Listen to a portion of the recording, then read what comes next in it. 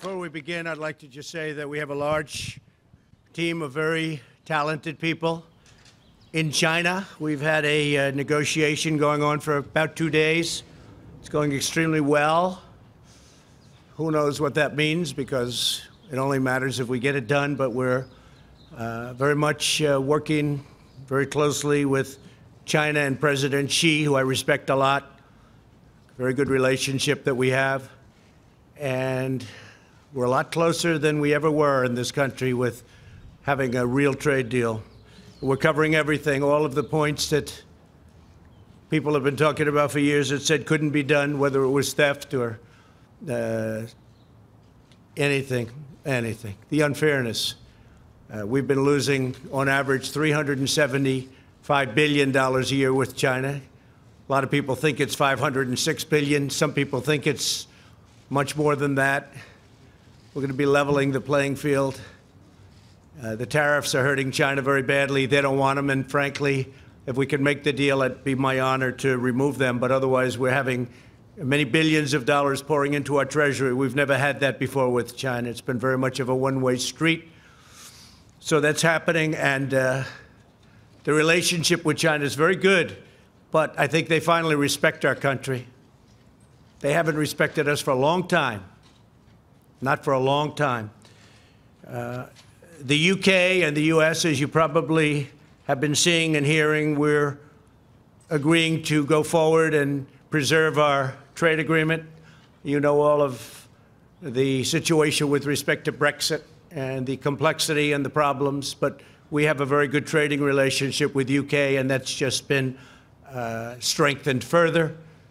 So with the UK, we're continuing our trade, and we are going to actually be increasing it very substantially as time goes by. We expect that the UK will be very, very substantially increased as it relates to trade with the United States. The relationship there also is very good. We have a lot of great announcements having to do with Syria and our success with the eradication of the caliphate, and that'll be announced over the next 24 hours, and many other things. A lot of positive things are going on. We're working on a summit, and you know all about the summit. It'll be in Vietnam, Hanoi, and we'll be meeting in Hanoi. I think a lot of you will be going, I suspect, and I hope we have the same good luck as we had in the first summit. A lot was done in the first summit. No more rockets going up, no more missiles going up, no more testing of nuclear. Get back our remains, the remains of our great heroes from the Korean War. And we got back our hostages.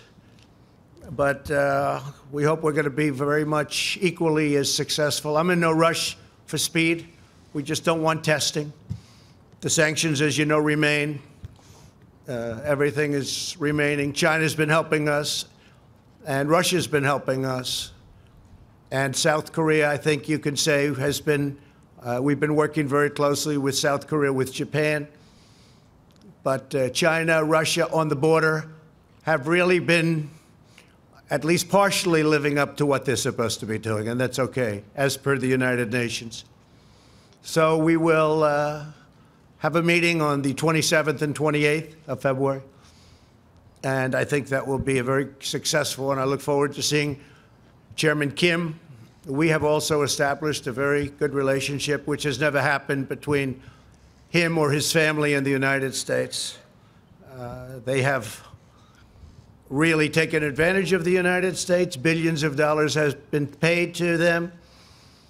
And we won't let that happen. But we think that North Korea and Chairman Kim have a tremendous potential as an economic force, economic power. Their location between South Korea and then Russia and China, right smack in the middle, is phenomenal. And we think they have a great chance for tremendous economic prosperity in the future. So I look forward to seeing Chairman Kim in Vietnam.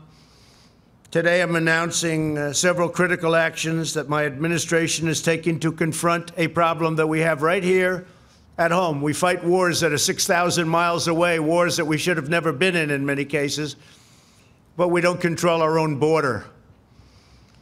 So we're going to confront the national security crisis on our southern border, and we're going to do it one way or the other. We have to do it. Not because it was a campaign promise, which it is. It was one of many, by the way, not my only one. We're rebuilding the military. Our economy is thriving like never before. You look at other economies.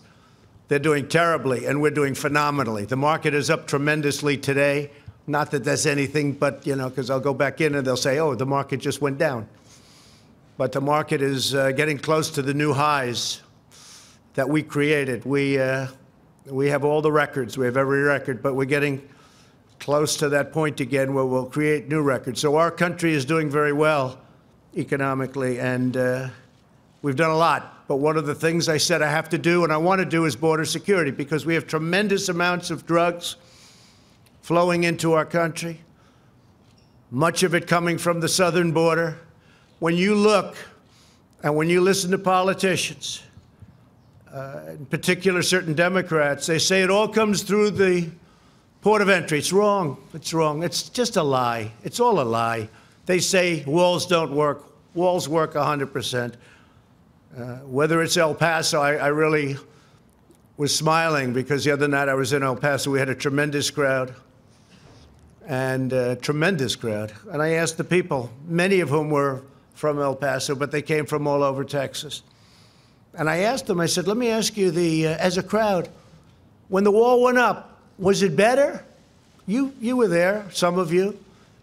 It was not only better, it was like 100% better. You know what they did.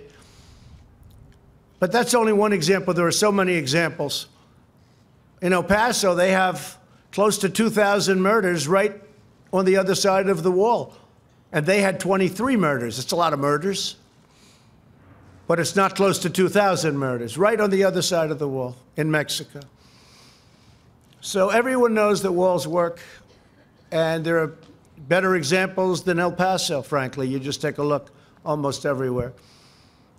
Take a look at Israel. They're building another wall. Their wall is 99.9% effective, they told me. 99.9%. That's what it would be with us, too. The only weakness is they go to a wall and then they go around the wall. They go around the wall and in. Okay? That's what it is. Very simple. And a big majority of the big drugs, the big drug loads, don't go through ports of entry.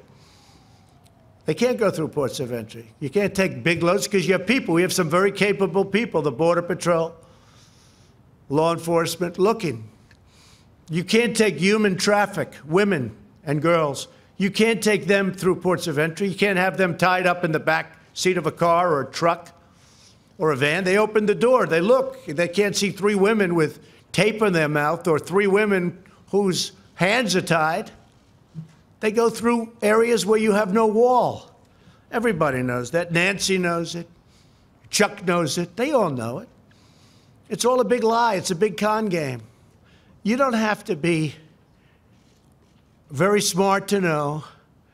You put up a barrier, the people come in, and that's it. They can't do anything unless they walk left or right, and they find an area where there's no barrier, and they come into the United States. Welcome. We've detained more people. Our border agents are doing such incredible work. Our military has been incredible.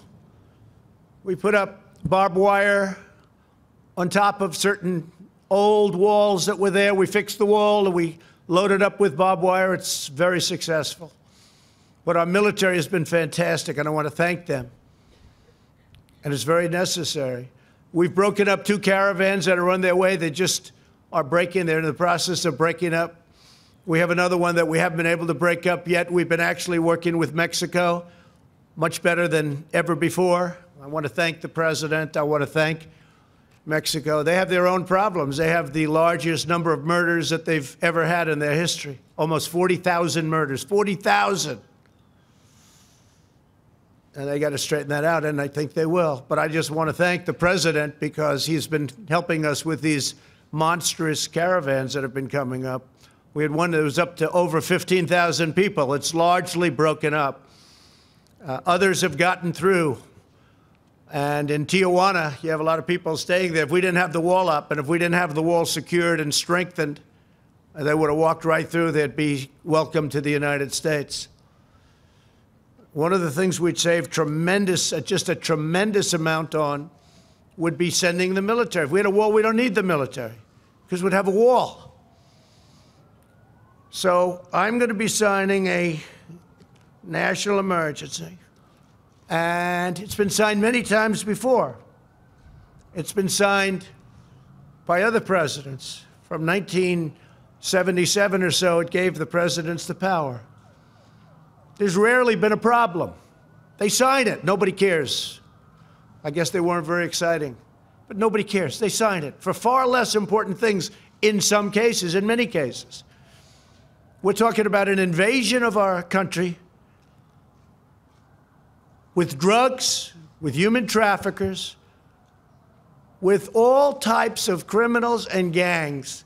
We have some of the greatest people I know. They've been with me from the beginning of my campaign, almost from the first week, the angel moms. Unfortunately, we have new angel moms.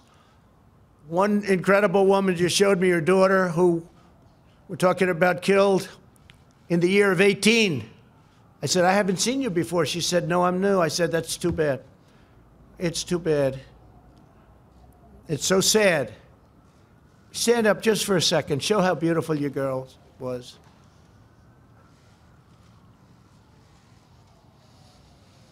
Thank you. I have such respect for these people. Angel moms, angel dads, angel families. I have great respect for these people. These are great people. These are great people. They're fighting for their children that have been killed by people that were illegally in this country. And the press doesn't cover them. They don't want to, incredibly. And they're not treated the way they should be. They're fighting for other people because they don't want what happened to their children or husband or anybody. We have one young lady whose husband, please, stand up. Your husband was just killed in Maryland. Incredible man, just killed. Beautiful children won't be seeing their father again. These are brave people. These are people that they don't have to be here. They don't have to be doing this. They're doing it for other people. So I just want to thank all of you for being here. Okay, I really do. I want to thank you, incredible people. Last year, 70,000 Americans were killed, at least. I think the number is ridiculously low, by drugs, including meth and heroin and cocaine, fentanyl.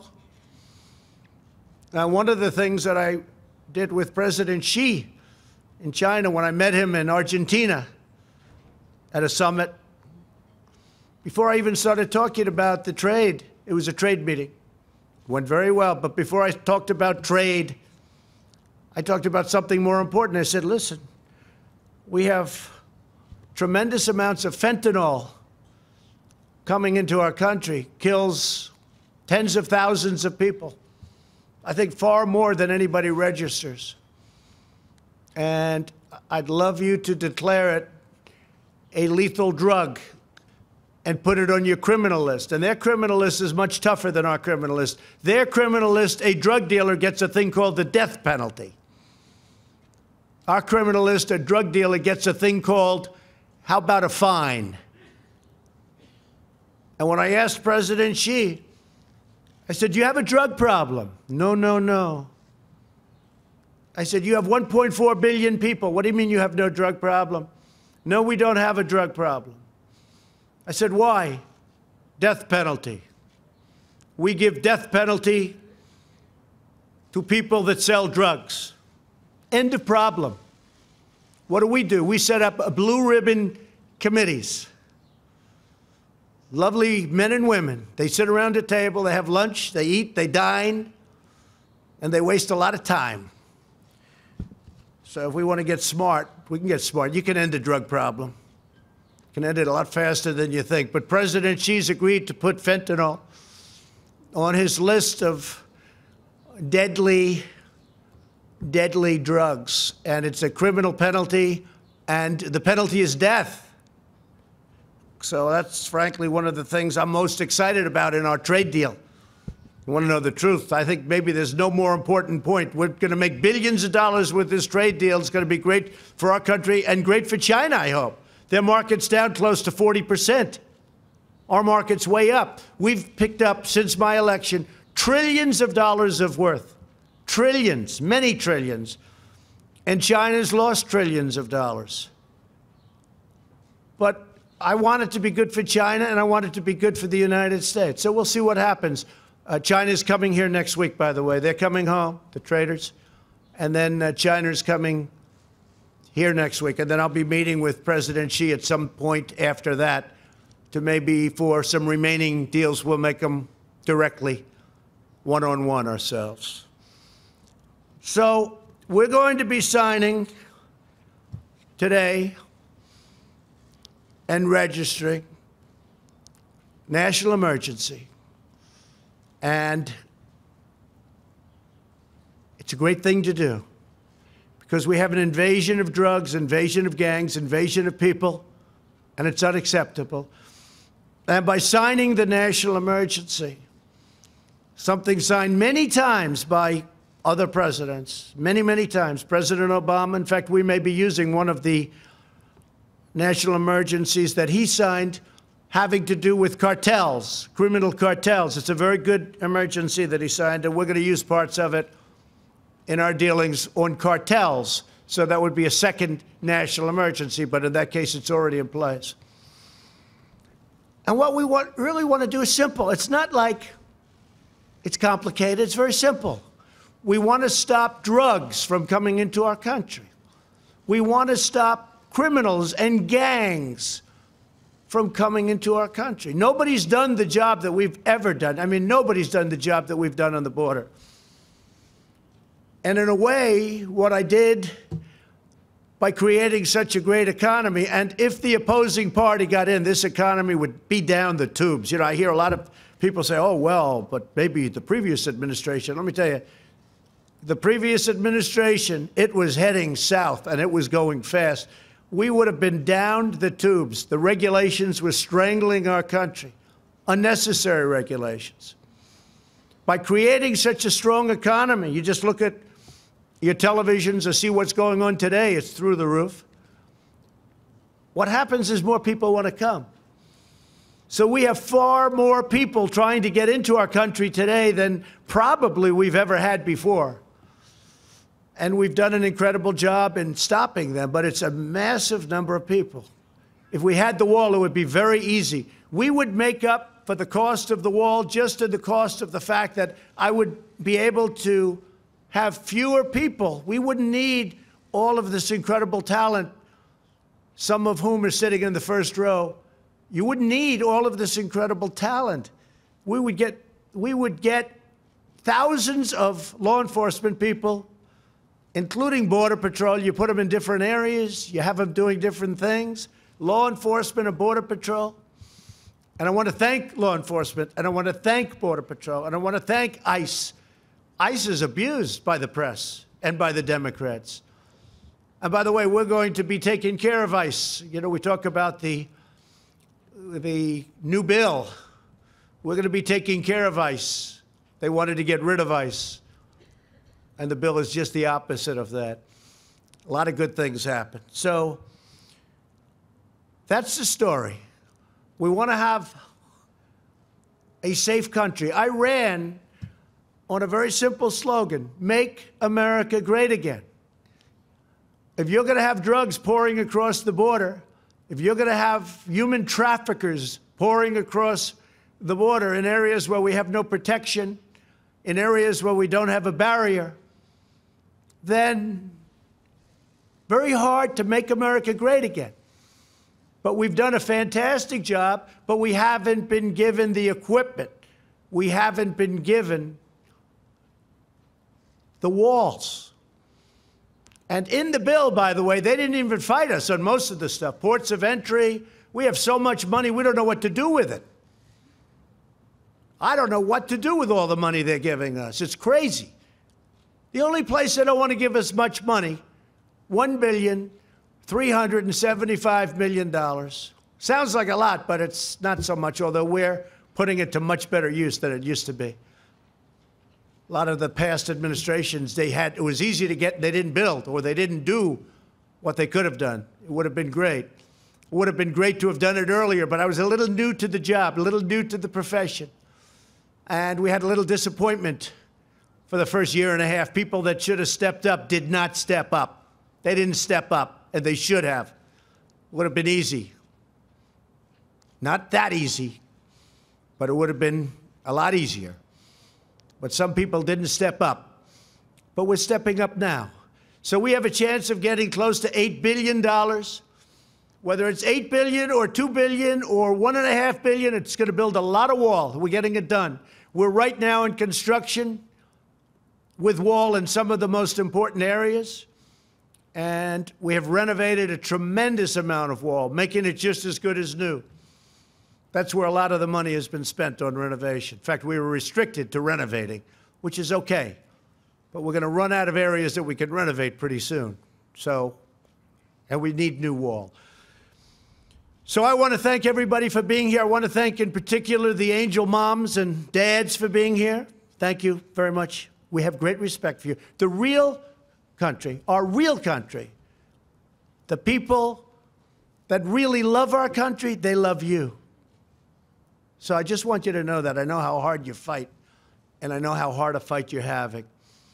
I also want to thank all of the law enforcement for the job you do. Believe me, our country loves you, and they respect you greatly.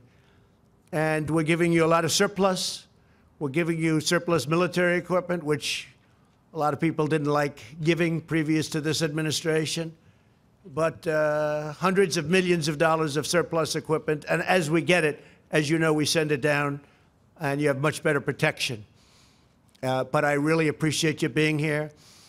So the order is signed, and I'll sign the final papers as soon as I get into the Oval Office, and we will have a national emergency, and we will then be sued, and they will sue us in the Ninth Circuit, even though it shouldn't be there, and we will possibly get a bad ruling, and then we'll get another bad ruling, and then we'll end up in the Supreme Court, and hopefully we'll get a fair shake, and we'll win in the Supreme Court. Just like the ban, they sued us in the Ninth Circuit, and we lost, and then we lost in the appellate division, and then we went to the Supreme Court, and we won.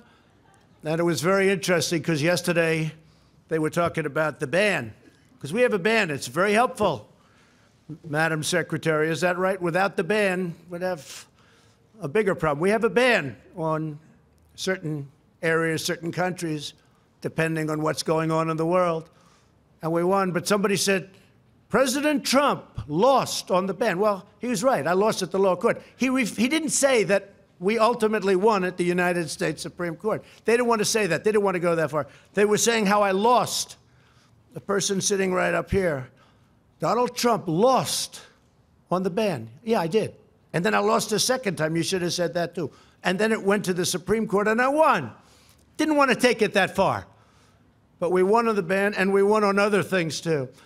The probably easiest one to win is on declaring a national emergency, because we're declaring it for virtual invasion purposes, drugs, traffickers, and gangs. And one of the things, just to finish, we have removed thousands of MS-13 gang monsters. Thousands. They're out of this country.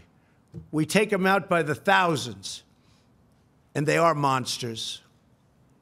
Okay. Do you have any questions? Yeah. John, go ahead. Yes, we do. You were prepared. Mr. President, a lot of the money... Were you saying I was prepared? What, with the microphone and prepared for questions? I thought you meant I was prepared. I couldn't believe you said that. People don't like saying that. You were prepared for questions. I am prepared. I'm always prepared. A lot of the money that goes to count toward your $8 billion is money that's being reprogrammed in the DOD budget. How can you guarantee to military families and to our men and women of the military that none of the money that would be reprogrammed to a wall will take away from other technology, other renovations, construction that is desperately needed in our military? So, John, we had certain funds that are being used at the discretion of generals, at the discretion of the military. Some of them haven't been allocated yet, and some of the generals think that this is more important. I was speaking to a couple of them. They think this is far more important than what they were going to use it for. I said, what were you going to use it for? And I won't go into details, but didn't sound too important to me. Plus, if you think, I've gotten $700 billion for the military in year one, and then last year, $716 billion, and we're rebuilding our military. But we have a lot, and under the previous administration, our military was depleted, badly depleted, and they weren't spending. I mean, they had a much smaller amount of money. So when I got $700 billion and then $716 billion, and this year it's going to be pretty big too, because there's few things more important than our military. You know, I'm a big deficit believer in all of that, but before we really start focusing on certain things, we have to build up our military. It was very badly depleted. And we're buying all new jet fighters, all new missiles, all new defensive equipment. We'll soon have a military like we've never had before.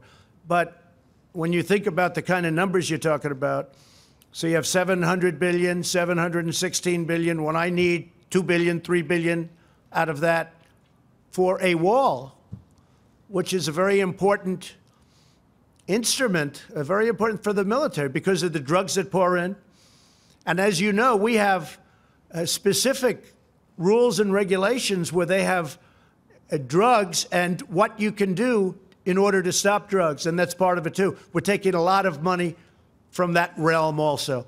But when you have that kind of money going into the military, this is a very, very small amount that we're asking for. Now, go ahead. Go ahead. ABC, not NBC. I like ABC a little bit more, not much. Come on, ABC. Not much. Pretty close. Mr. President, what do you say to those, including some of your Republican allies, who say that you are violating the Constitution with this move and setting a bad precedent that will be abused by possibly Democratic presidents in the future? Marco Rubio has made this point. Well, not too many people, yeah. Not too many people have said that. But the courts will determine that. Look, I expect to be sued. I shouldn't be sued. Very rarely do you get sued when you do national emergency. And then other people say, oh, if you use it for this, now what are we using it for? We've got to get rid of drugs and gangs and people. It's an invasion. We have an invasion of drugs and criminals coming into our country that we stop, but it's very hard to stop. With a wall, it would be very easy. So I think that we will be very successful in court. I think it's clear. And the people that say we create precedent, well, what do you have, 56 or a lot of times? Well, that's creating precedent. And many of those are far less important than having a border.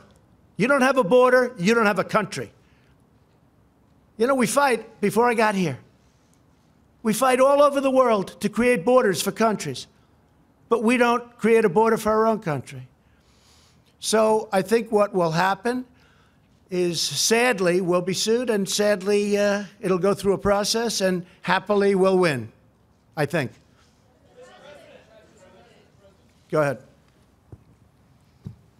Let's go. Let's hear it, NBC. Thank you, Mr. President. I just want to say, when in the past, when President Obama tried to use executive action as it related to immigration, you said the whole concept of executive order, it's not the way the country's supposed to be run. You said you're supposed to go through Congress and make a deal. Will you concede that you were unable to make the deal that you had promised in the past, and that the deal you're ending up with now from Congress is less than what you could have had before a 35-day shutdown? I went through Congress. I made a deal. I got almost $1.4 billion when I wasn't supposed to get $1. Not $1. He's not going to get $1. Well, I got $1.4 billion, but I'm not happy with it. I also got billions and billions of dollars for other things. Port of entries, lots of different things. The purchase of drug equipment, more than we were even requesting. In fact, the primary fight was on the wall. Everything else, we have so much, as I said, I don't know what to do with it. We have so much money. But on the wall, they skimped. So I was successful in that sense, but I want to do it faster. I could do the wall over a longer period of time. I didn't need to do this. but I'd rather do it much faster. And I don't have to do it for the election. I've already done a lot of wall for the election, 2020. And the only reason we're up here talking about this is because of the election. Because they want to try and win an election, which it looks like they're not going to be able to do. And this is one of the ways they think they can possibly win, is by obstruction and a lot of other nonsense.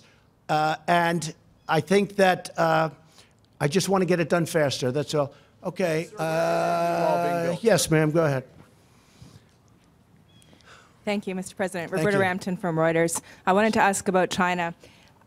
Do you feel that enough progress has been made in the talks to head off the increase in tariffs scheduled for March 1? Well, you know, you're talking to the wrong person, because I happen to like tariffs, okay?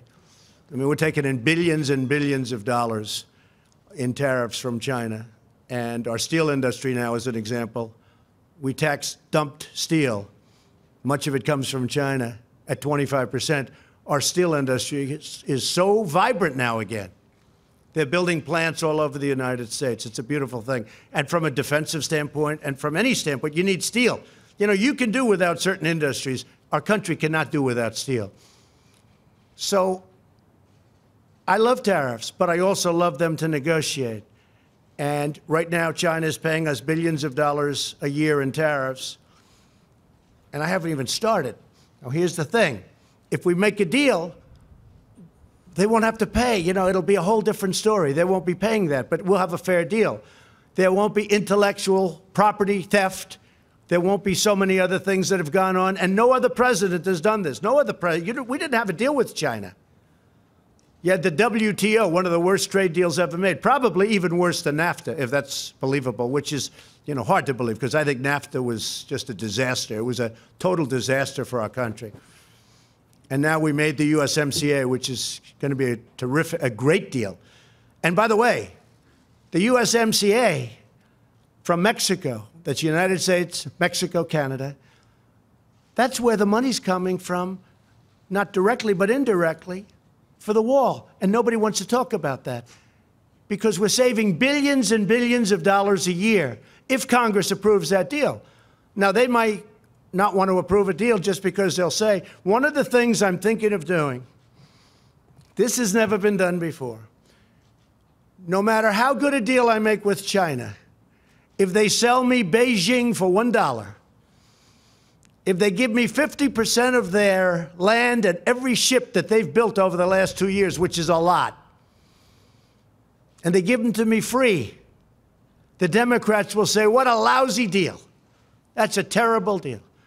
Like ZTE, I got more than $1 billion penalty in a short period of time. And the Democrats said, oh, should have gotten more. When I made that deal, I said, this is incredible. I got over $1 billion penalty, plus they had to change their board of directors. They had to change their top management. But they had to pay over $1 billion. I said, what a deal. It took like a week. And the Democrats didn't even know there was a problem with ZTE. I'm the one that fined him. I'm the one that settled it. Over $1 billion. And President Xi called me, and he said it would be important to him if they could get a deal. And we made a deal, paid like in a short period of time. The Democrats went out and said, oh, they should have done better. So what I'm thinking of doing is getting Chuck Schumer, getting Nancy Pelosi, having them bring 2 or 3 of their brilliant representatives, and we'll all go down together, and what we'll do is we'll negotiate. I'll put them in the room and let them speak up. Because any deal I make with China, if it's it's going to be better than any deal that anybody ever dreamt possible. Or I'm not going to have a deal. It's very simple. But any deal I make with China, Schumer's going to stand up and say, oh, it should have been better. It should have been better. And you know what? That's not acceptable to me. So I'm thinking about doing something very different. I don't think it's ever been. I just don't want to be second guessed. But that's not even second guess. That's called politics. Sadly, I'd probably do the same thing to them. Okay? But any deal I make, toward the end, I'm going to bring Schumer, at least offer him, and Pelosi. I'm going to say, please join me on the deal. And by the way, I just see our new Attorney General is sitting in the front row. Please stand up, Bill. Such an easy job he's got. He's got the easiest job in government. Thank you, and congratulations. That was a great vote yesterday. Thank you very much. Yes, go ahead. Go ahead. In your remarks, sir, you said that you were too new to politics earlier in your administration when you would have preferred that this be done. Is that an admission of how you might be changing on the job? And well, I'm learning. I mean, I am learning. Don't forget, it's not like I've done this for... A senator came into my office and said, sir, I've been running for office for 30 years. I've won 7 out of 7. I did lose a couple when I was younger. I said, well, I've won 1 out of 1. But, you know, I never did politics before. Now I do politics. I will tell you, I'm very disappointed at certain people, particular one, for not having pushed this faster. Are you referring to Speaker Ryan, sir? Who? Speaker Ryan? Let's not talk about it. Okay. What difference does it make? But they should have pushed it faster. They should have pushed it harder. And they didn't. They didn't. If they would have, it would have been a little bit better. In the meantime, I've built a lot of wall. I have a lot of money, and I built a lot of wall. But it would have been nice to have gotten done. And I would like to see major immigration reform. And maybe that's something we can all work on, Bill, where we all get together and do major immigration reform, not just for a wall, for a barrier, for port of entry, for other things. We have a real problem. We have catch and release. You catch a criminal, and you have to release him. We have so many other things. You have chain migration, where a bad person comes in, brings 22 or 23 or 35 of his family members because he has his mother, his grandmother, his sister, his cousin, his uncle. They're all in. You know what happened on the West Side Highway? That young wise guy drove over and killed 8 people and horribly injured. Nobody talks about that. Horribly, like loss of legs and arms. Going 60 miles an hour, he made a right turn into a park on the West Side Highway along the Hudson River in New York. He had many people brought in because he was in the United States. It's called chain migration. And then you have the lottery. It's a horror show. Because when countries put people into the lottery, they're not putting you in. They're putting some very bad people in the lottery. It's common sense. If I ran a country, and if I have a lottery system of people going to the United States, I'm not going to put in my stars. I'm going to put in people I don't want. The lottery system's a disaster. I'm stuck with it. Mr. President, could you tell us... It should have never happened. Okay. Mr. President, could you tell us to what degree some of the outside conservative voices helped to shape your views on this national emergency? I would talk about it. Look, Sean Hannity has been a terrific, terrific supporter of what I do, not of me. If I changed my views, he wouldn't be with me. Rush Limbaugh, I think he's a great guy. He's a guy who can speak for 3 hours without a phone call. Try doing that sometime. For 3 hours he speaks. He's got one of the biggest audiences in the history of the world. I mean, this guy is unbelievable. Try speaking for 3 hours without taking calls. Taking calls is easy. Okay, I'll answer this one, I'll answer that one. He goes for 3 hours, and he's got an audience that's fantastic. Wait, they don't decide policy.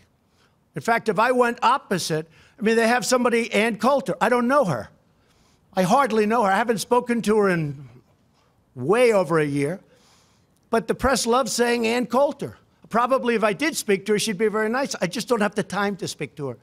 I would speak to her. I have nothing against her. In fact, I like her for one reason. When they asked her, like right at the beginning, who's going to win the election? She said, Donald Trump. And the 2 people that asked her that question smiled. They said, you're kidding, aren't you? Nope, Donald Trump. So I like her. But she's off the reservation, but anybody that knows her understands that. But I haven't spoken to her. I don't follow her. I don't talk to her. But the press loves to bring up the name Ann Coulter. And you know what? I think she's fine. I think she's good, but I just don't speak to her. Laura's been great, Laura Ingraham. Tucker Carlson's been great. I actually have a couple of people on CNN that have been very good. I have some on MSNBC the other day. They did a great report of me. I say, where the hell did that come from? I think it was the only one in over a year. So the crazy thing is, I just had, as you know, Rasmussen, 52%. in the polls. It's my highest poll number. And people get what we're doing. They get it. They really get it. And I'm honored by it. Yes, Jim Acosta. Thank you, Mr. President. I wonder if you could comment on this disconnect that we seem to have in this country, where you are presenting information about what's happening at the border, calling it an invasion, talking about women with duct tape over their mouths and so on. And yet there's a lot of reporting out there. There's a lot of crime data out there. There's a lot of Department of Homeland Security data out there that shows border crossings at a near record low. That shows undocumented immigrants committing crime at lower levels. That shows undocumented criminals or undocumented immigrants committing crime at lower levels than native-born Americans. What do you say to you don't really believe that stat? Do you really believe that stat? Take a look at our federal prisons. I believe in facts and statistics and data. Any more quick? Let's go. Let me just ask you this. What do you say to your critics who say that you are creating a national emergency, that you're concocting a national emergency here in order to get your wall because you couldn't get it through other ways? Moms, what do you think? Do you think I'm creating something? Ask these incredible women who lost their daughters and their sons, okay? Because your question is a very political question, because you have an agenda. You're CNN, you're fake news. You have an agenda. The numbers that you gave are wrong. Take a look at our federal prison population. See how many of them, percentage-wise, are illegal aliens. Just see. Go ahead and see. It's a fake question. Yes, go ahead. Can I ask a follow-up? Thank you, Mr. President. Just to follow up on that, unifying crime reporting statistics, numbers from your own Border Patrol, numbers from this government show that the amount of illegal immigrants are down. There is not violence on the border. And that there's most not violence on the there's border? not as much violence Oh, really? as. Let me, you had wait a minute, 26 people. Let me finish the killed. question, please. Let me finish the question. 2 weeks please. ago, 26 people were killed in a gunfight on the border. I understand what you're saying. A mile away from where I went. I was there. I understand. That's not the question. The question is. Do we forget about that? No, I'm not forgetting about it. I'm asking you to clarify where you get your numbers, because most of the DEA crimes reporting statistics that we see show that drugs are coming across at the ports of entry, that illegal immigration is down, and the violence is down. Okay. So what do you base your facts on? Come on, let's go. Secondly... no, you get one. You get one. Well, the second Just question is... Wait, sit down. Sit down. Could you please answer Sit down. You get one question. I get my numbers from a lot of sources, like Homeland Security, primarily. And the numbers that I have from Homeland Security are a disaster. And you know what else is a disaster? The numbers that come out of Homeland Security, Kirsten, for the cost that we spend and the money that we lose because of illegal immigration. Billions and billions of dollars a month. Billions and billions of dollars. And it's unnecessary. So your own government stats are wrong, are you saying? No, I use many stats. Could you share those stats with us? Let me tell you, you have stats that are far worse than the ones that I use. But I use many stats, but I also use Homeland Security. All right, next question. And do you, wait a minute, just a quick follow-up, Mr. Go, please. Thank you, Mr. President. I just want to bring you back to China for a second. The White House put out a statement today talking about the March 1st deadline. The other day, though, you gave the possibility that maybe this could slide. Are you eyeing a possible extension, 30 days, maybe 60 days? Where does the status there? Or is March 1st So it's the a deadline? very big deal. I guess you could say it's like, must be the biggest deal ever made if you think. Trade with China, how big does that get? Although, if you look, the USMCA is right up there. But it's very complicated. There are many, many points that we're bringing up that nobody ever brought up or thought to bring up, but they're very important because we were on the wrong side of every one of them. There is a possibility that I will extend the date. And if I do that, if I see that we're close to a deal or the deal is going in the right direction, I would do that at the same tariffs that we're charging now. I would not increase the tariffs. Let me also ask you about the debt, sir, because it's gone from a shade under 20 trillion from when you took office. Now it's a shade over 22 trillion and heading in the wrong direction. What are your plans to reverse it? Well, it's all about growth. But before I really focus on that, and you have to remember, President Obama put on more debt on this country than every president in the history of our country combined. So when I took over, we had one man that put on more debt than every other president combine them all. So you can't be talking about that. But I talk about it because I consider it very important. But first I have to straighten out the military. The military was depleted. And if we don't have a strong military, that hopefully we won't have to use because it's strong, if we don't have a strong military, you don't have to worry about debt. You have bigger problems. So I had to straighten out the military. That's why I did the 700 and 716 billion. But growth will straighten it out. You saw last month the trade deficit went way down. Everybody said, what happened? Well, what's happening is growth. But before I can focus too much on that, a very big expense is military. And we have no choice but to straighten out our military. Is growth the only answer, sir, or is entitlement? Yes, ma'am. Go ahead. Thank you, Mr. President. On North Korea, back on the last summit, you guys came out with a pretty general agreement. Yes. I was wondering what you thought has been accomplished since the last summit, and then are we going to be seeing anything concrete on denuclearization? Yeah, a lot's been accomplished. We're dealing with them. We're talking to them. When I came into office, I met right there in the Oval Office with President Obama. And I sat in those beautiful chairs, and we talked. It was supposed to be 15 minutes. As you know, it ended up being many times longer than that. And I said, what's the biggest problem? He said, by far, North Korea. And I don't want to speak for him, but I believe he would have gone to war with North Korea. I think he was ready to go to war. In fact, he told me he was so close to starting a big war with North Korea. Now, where are we now? No missiles, no rockets, no nuclear testing. We've learned a lot. But much more importantly than all of it, much more important than that, is we have a great relationship. I have a very good relationship with Kim Jong-un. And I've done a job. In fact, I think I can say this. Prime Minister Abe of Japan gave me the most beautiful copy of a letter that he sent to the people who give out a thing called the Nobel Prize. He said, I have nominated you, or respectfully on behalf of Japan, I am asking them to give you the Nobel Peace Prize. I said, thank you. Many other people feel that way, too. I'll probably never get it, but that's okay. They gave it to Obama. He didn't even know what he got it for. He was there for about 15 seconds, and he got the Nobel Prize. He said, oh, what did I get it for? With me, I probably will never get it.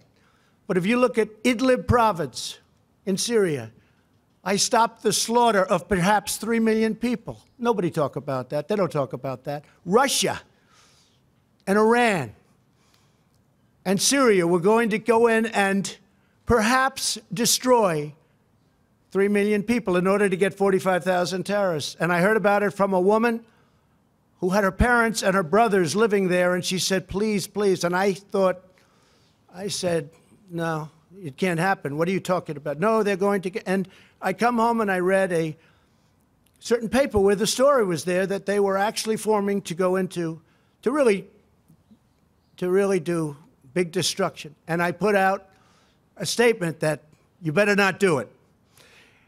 And in all fairness to Russia and Iran and Syria, they didn't attack, or they're doing it surgically at least. Saved a lot of people. We do a lot of good work. This administration does a tremendous job, and we don't get credit for it. But I think the people understand what we do. So Prime Minister Abe gave me, it's the most beautiful five-page letter. Nobel Prize. He sent it to them. You know why? Because he had rocket ships and he had missiles flying over Japan. And they had alarms going off. You know that. Now all of a sudden they feel good. They feel safe. I did that. And it was a very tough dialogue at the beginning. Fire and fury, total annihilation. My button is bigger than yours and my button works. Remember that? You don't remember that. And people said, Trump is crazy. And you know what it ended up being? A very good relationship. I like him a lot and he likes me a lot. Nobody else would have done that. The Obama administration couldn't have done it. Number one, they probably wouldn't have done it. And number two, they didn't have the capability to do it. So I just want to thank everybody. I want to wish our new Attorney General great luck and speed and enjoy your life. Bill, good luck. a tremendous reputation. I know you'll do a great job. Thank you very much. And thank you, everybody. Thank you very much. Thank you.